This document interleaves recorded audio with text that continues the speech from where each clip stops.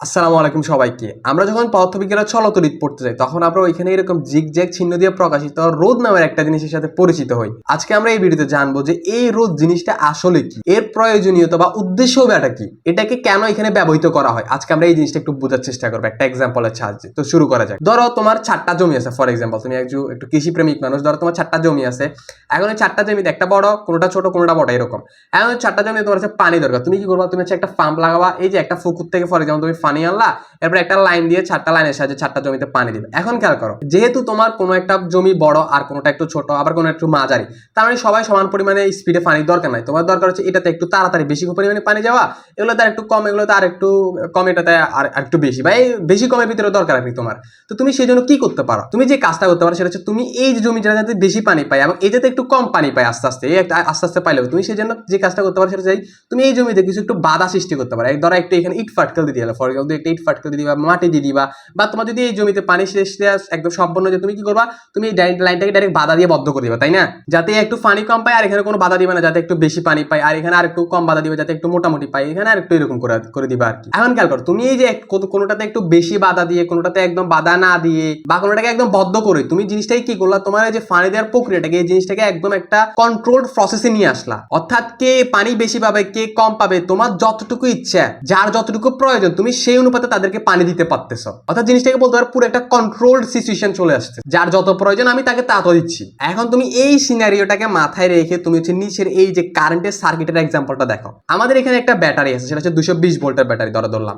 সেটা ধরো for example এখানে একটা লাইট আছে, এখানে একটা ফ্যান আছে। ধরো সে এই 220 ভোল্টের ব্যাটারিটা ধরো লেটস সে 20 অ্যাম্পিয়ার কারেন্ট তৈরি করছে। এখন এই কারেন্টের দিক দিয়ে আসি এখানে ভাগ হয়ে যাবে। তো এখন ধরো এ 10 পাইলো, ভাগাভাগি করে এ 10 পাইছে, ঠিক আছে ধরলাম। কিন্তু এখানে একটা সমস্যা, সেটা হচ্ছে যে আমাদের এই লাইটটা হচ্ছে 10 দরকার নাই, এর হচ্ছে কি যে 5 দরকার। এই লাইটের কারেন্ট হচ্ছে 5 দরকার।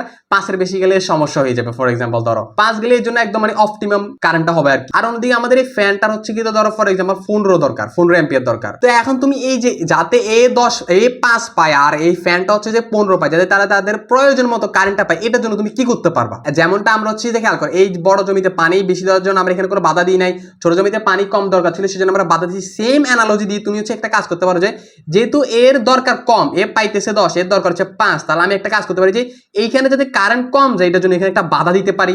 আবার এই ফ্যানের দরকার হচ্ছে যে কারেন্ট বেশি, এ পাইতেছিল 10 সমান সমান, কিন্তু এর দরকার হচ্ছে 15, তাহলে আমি একটা কাজ করতে পারি এখানে কোনো বাধা না দিতে পারি। তো যেহেতু এখানে এ বাধা দিব, তার কারণে 10 পাবে না, 10 থেকে একটু কম পাবে।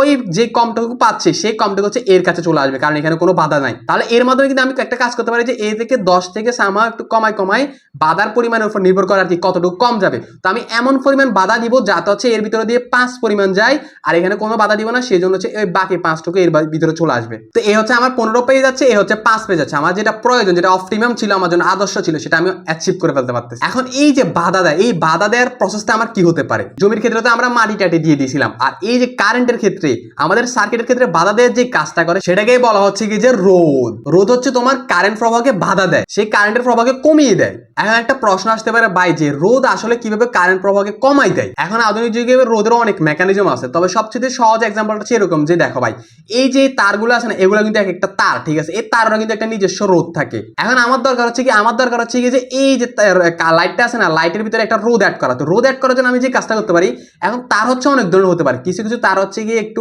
কারেন্ট প্রবাহকে বেশি বাধা দেয়, কোনোটা একটু কম বাধা দেয়। তো আমি একটা কাজ করে দিই, এমন একটা তার এই লাইটের ভিতরে সামহাও সেট করে দিতে পারি বা ফিটিং করে দিতে পারি, যে তারটা হচ্ছে যে একটু বেশি পরিমাণে বাধা দেয়, সেটা এখানে সেট করে দিলে কিন্তু এই কম তড়িৎ প্রবাহ পাবে। আর তাছাড়া কিন্তু একটা জিনিস খেয়াল রাখবে, সেটা হচ্ছে তার যখন দৈর্ঘ্যটা অনেক বড় হয়ে যায় তখন তার রোধটা বেড়ে যায়। তো আমি যদি একটা কাজ করি যে একটা তারকে পেঁচিয়ে এই তারের ভিতরে সামহাও সেট করে দিই যাতে এখানে একটা বাধা সৃষ্টি হয়, তাহলে কিন্তু এর কম তড়িৎ প্রবাহ পাবে। যেমন এটা একটা এক্সাম্পল হতে পারে, সেটা হচ্ছে ফিলামেন্ট তার। ওই ফিলামেন্ট তারের রোধ অনেক বেশি, ওইটা দিয়ে মানে বলতে পারো যে যখন ইলেকট্রন প্রবাহিত হয় ওইটা প্রচুর পরিমাণে বাধা দেয়। তো এরকম একটা তার যদি আমি লাইটের ভিতরে সামহাও সেট করে দিই, তাহলে এই কম কারেন্ট পাবে আর এই বেশি পরিমাণ কারেন্ট পাবে।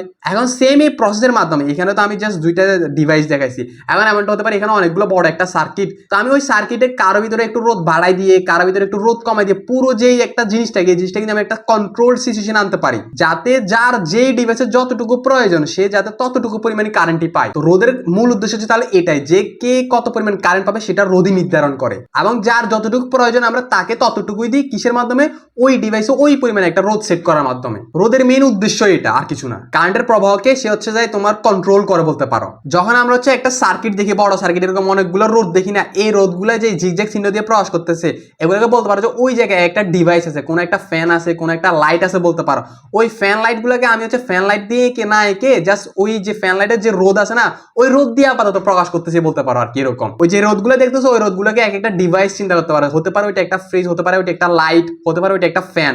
কিন্তু আমাদের যখন আমরা পদার্থবিজ্ঞানে কাজকর্ম করবো আর কি, চলে কাজকর্ম করি, তখন তো আর এরকম লাইট ফ্রিজ আঁকতে পারি না। তো আমরা জাস্ট ওই যে ডিভাইসটার জাস্ট রোদটা দিয়ে ওকে প্রকাশ করি আর কি, যে এই ডিভাইসের রোদ এত, ওই রোদটা দিয়ে আমরা ওকে প্রকাশ করতে। আর সেই রোদের চিহ্নটা হচ্ছে এরকম একটা জিগজ্যাগ চিহ্ন আর কি। আশা করি বুঝে গেছে, কত কঠিন লাগে নাই। তো নেক্সট টাইম থেকে তুমি যখন এরকম একটা সার্কিট দেখবা যেখানে এরকম অনেকগুলো রোদ আছে, ওই রোদ প্রত্যেকটা রোদে একটা ডিভাইসকে হচ্ছে কি যে উপস্থাপন করতেছে বলতে পারো, একটা ডিভাইসকে ইন্ডিকেট করতেছে, যেখানে আমরা ওই এক একটা ডিভাইসে কি পরিমাণ কারেন্ট যাচ্ছে না যাচ্ছে, কোথায় কত ভোল্টেজ, এগুলো বিশ্লেষণ করি আর কি। আশা করি বুঝে গেছে, অত কঠিন লাগে নাই।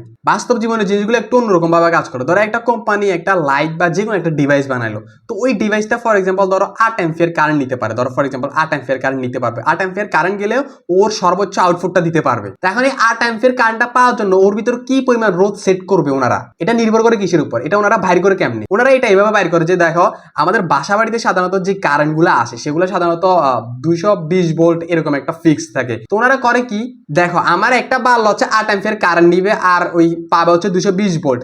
এখন খেয়াল করো, আমার কাছে আই আছে, মানে যে কারেন্টটা ওই লাইটটা পাইতে হবে আর কি। আর আমার কাছে বিটা আছে, মানে কি পরিমাণ বিপদ থেকে চলবে সেটা আছে। এখন আমি ওই কারেন্টে কি পরিমাণ রোধ সেট করতে হবে সেটা কিন্তু আমি সিম্পলি হচ্ছে যে এই যে R equals to V divided by I সূত্রটা দিয়ে আমি বের করে ফেলতে পারবো। তো ওনারা হচ্ছে এই সূত্রটি দিয়ে হচ্ছে যে ওই লাইটে 5 অ্যাম্পিয়ার কারেন্ট 8 অ্যাম্পিয়ার কারেন্ট পাওয়ার জন্য কি পরিমাণ রোধ লাগবে সেটা এই সূত্র দিয়ে বাইর করে, এরপরে ওই যে 8 এই যে আর যেটা পাই আর কি, ওই মানের একটা রোধ হচ্ছে ওই লাইটের ভিতরে বা ওই ডিভাইসের ভিতরে সেট করে দেয়, যাতে বাসা বাড়িতে লাগালে ওই নির্দিষ্ট পরিমাণ কারেন্টই পায়, সেটা হচ্ছে 8 অ্যাম্পিয়ার। ওই মানের অনুযায়ী ওনারা কারেন্ট রোধটা সেট করে দিছে। আমি আশা করি বুঝাইতে পারছি বিষয়টা।